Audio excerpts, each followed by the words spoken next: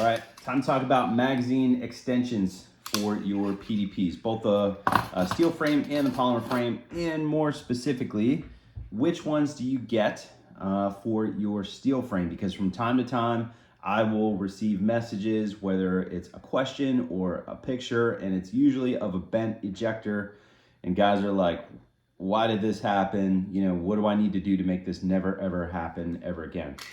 So the ejector being this piece, very back of the gun. Let's see if I can point at it with this bullet right here. Okay, this piece, that's the ejector. And usually what the picture looks like is this ejector kind of boop, bent up. And it's like, why is that thing bent up? You know, is it the long stroke recoil guide rod and spring that I have in here? Is it like, what is it? What is causing this to happen to my gun? Because obviously that is most certainly not ideal. So I will tell you guys that 99% of the time it is the magazine extensions that you're using. Now, I am not fully up to date on like which magazine, because there's so many different magazine extensions out there. Like I haven't used all of them, right? Just up front, I haven't been able to use all of them. And I'm a super early adopter of a lot of these. And usually it's like when I have them, I'm not going to just like throw it away and buy another one just for science purposes, right?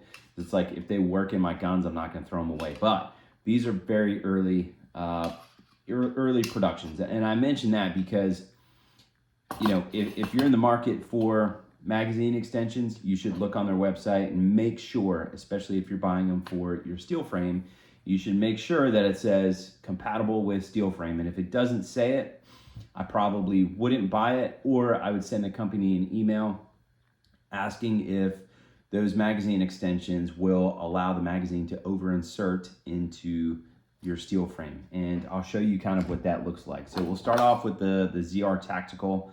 Now, again, the very early on model of the ZR Tactical magazine extensions. And what they added for the steel frame version was this little peg right here in the back of the extension. This little peg will not allow the magazine to overinsert. And the way that you will test this, and I think this is super important, like you should know how to do this, the way that you'll test this is to open up the slide, insert your magazine, push up on it, and then send the slide home. Now, if the slide goes home just like that, it's like just fine, all right? There's no issue there. Very early on, Taylor Freelance. I've had these long before I had my steel frame. They work just fine in the polymer frame, and I'll show you that here in a sec. But if you insert this into your steel frame, push up on it, right? Try to drop your slide, and the slide won't go home. That magazine overinserts due to the magazine extension. Because again, the one made for the steel frame, push up on it, doesn't overinsert, right? So we'll take another one here. This is the TTI, very precious magazine extension from Taryn Butler. This one will overinsert in your steel frame.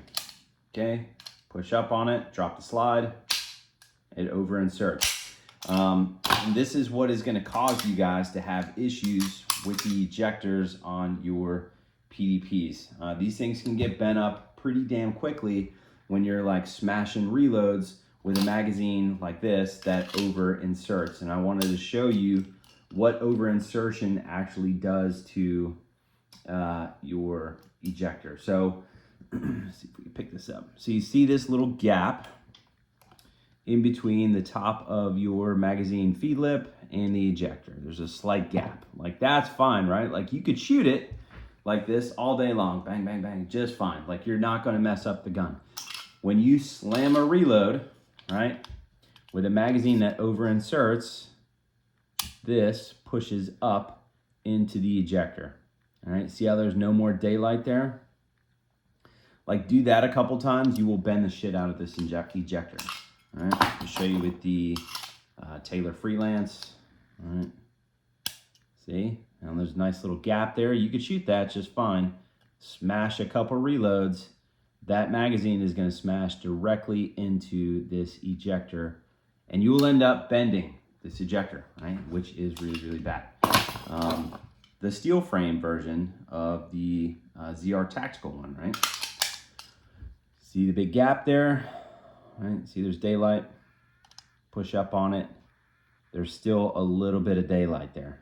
It's hard to pick up on camera. Where is the angle? You'll have to trust me. Like, I see a little bit of daylight there. Is it much? No, but is this magazine going to slam into the ejector and bend it? Absolutely not. It is not going to do that because this one is built for the steel frame. So I say all that to say, if you guys have a bent ejector on your steel frame PDP, it is most likely due to having a bent, or most likely due to having a magazine extension that allows the magazine to overinsert. I'll show you on the poly. You could even use the steel frame magazine extensions on the poly. No big deal.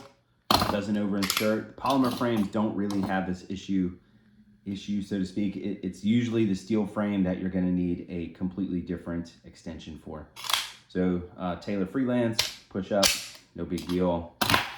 Again, the polys are not the ones that you have to pay attention to. It's the steel frames. Push up on it, just fine. So, you know, polys, no big. If you have a steel frame, you definitely need to pay attention to what magazine extensions you get, and this way you don't hurt the gun. So that's what I want to put out there. Basically, you know, what to look for and how to test if the magazine extensions that you have are good to go for your steel frame. This way you guys stop breaking the ejectors on your steel frames. So questions, comments, concerns, drop them below.